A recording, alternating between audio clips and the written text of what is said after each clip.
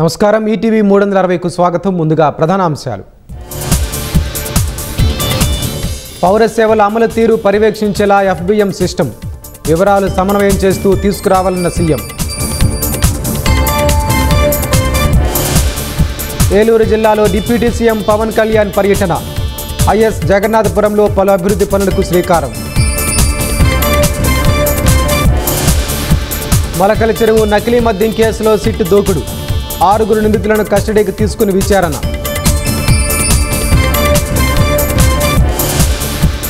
నెల్లూరు మేయర్పై అవిశ్వాస తీర్మాన నోటీసు.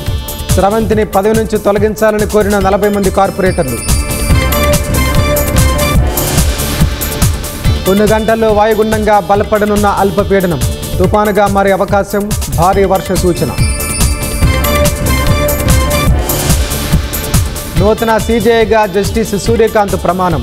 2027 ఫిబ్రవరి 9 వరకు కొనసాగనున్న పదవీ కాలం.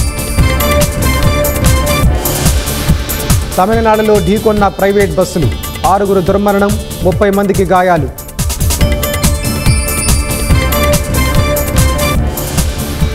అమెరికాలో డోస్ విభాగం మూసివేతకు సిద్ధం. గడువు కన్నా ముందే చేస్తున్నట్లు ట్రంప్ సర్కారు ప్రకటన.